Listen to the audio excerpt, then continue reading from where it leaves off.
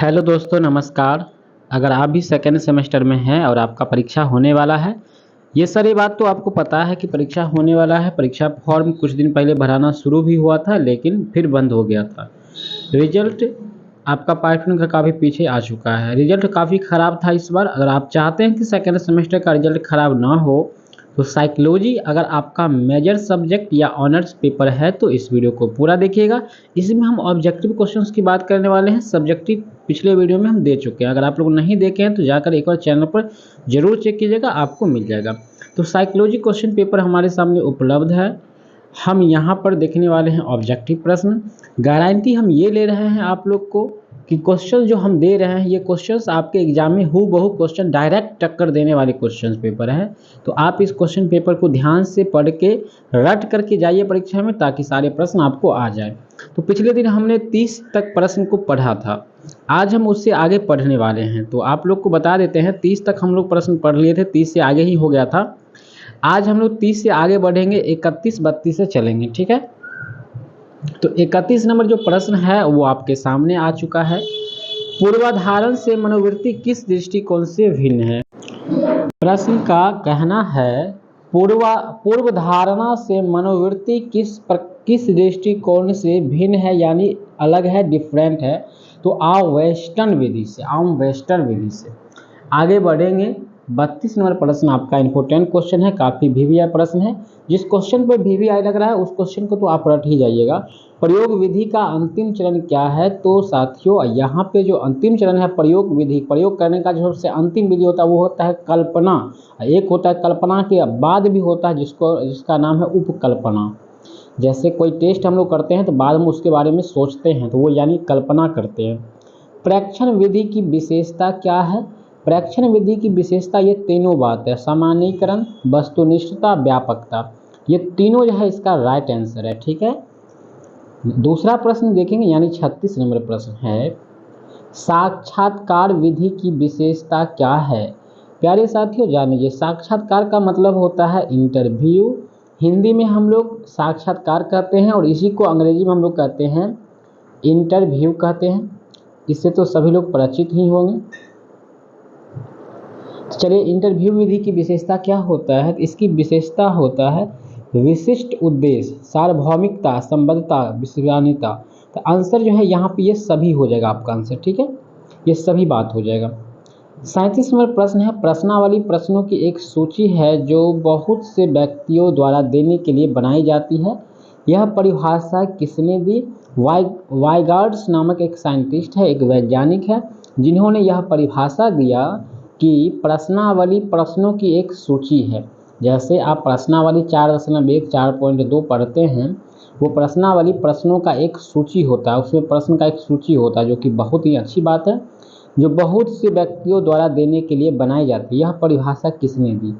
ये वाइगार्ड्स नामक वैज्ञानिक ने दिया।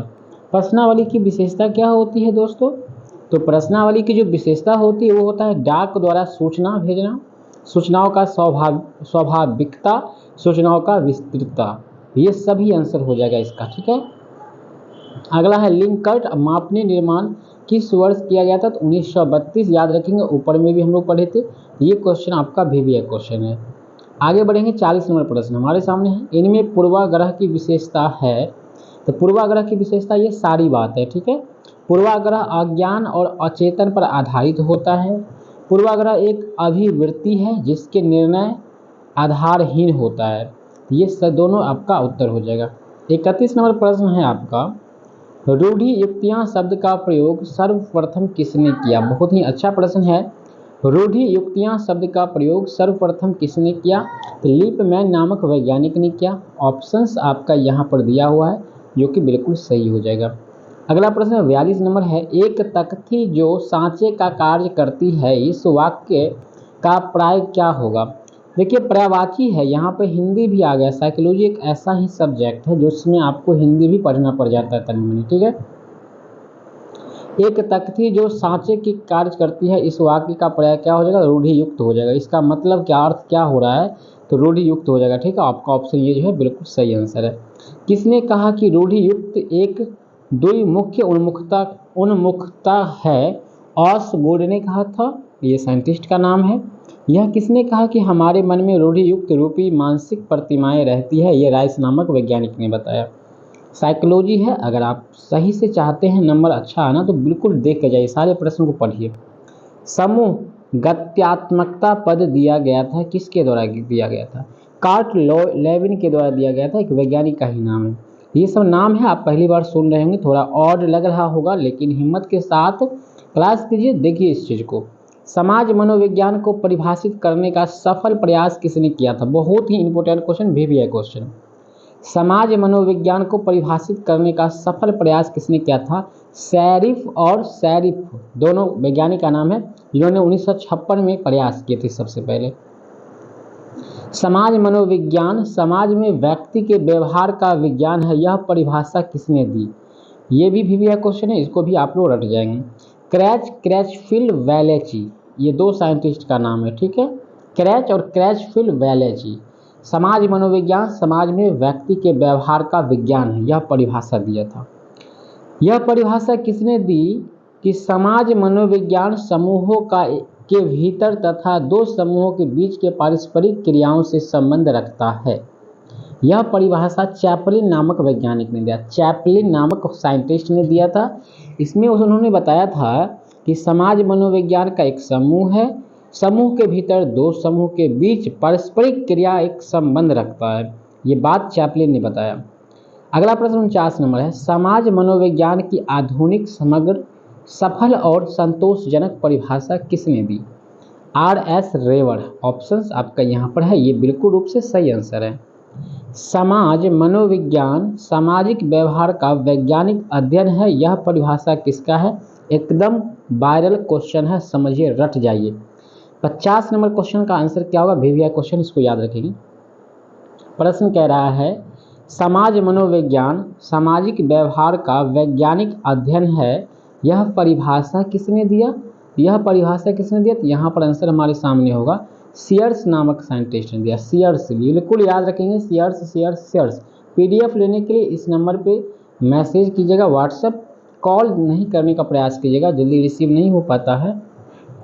51 नंबर प्रश्न है, किसने समाज मनोविज्ञान को अंतर्वैयक्तिक व्यवहार घटनाओं का विज्ञान माना? ये भी वीवीआई क्वेश्चन है, इसको भी याद रखेंगे। क्रैच ने बोला था। क्रैच, सीयर्स, क्रैचफील्ड, ये सब साइंटिस्ट का नाम आ रहा है, चैपलिन का नाम आ रहा है, तो ये सब नाम आपको याद रखना है। वीडियो को 1 से 2 बार आप घुमा फिरा के देख लीजिए, परीक्षा में जाइए ऑल टू ऑल क्वेश्चन आप टच कर दीजिएगा।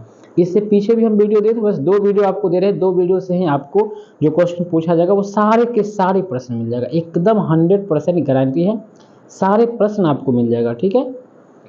अगला क्वेश्चन है 52 नंबर है, इनमें से कौन सा कथन सही है? अरे भाई, सही की बात हो रहा है तो सही तो ये बात है, समाज मनोविज्ञान का शुद्ध तथा व्यवहारिक विज्ञान है, कोई काट नहीं सकता इस बात को, ये सही हो जाएगा।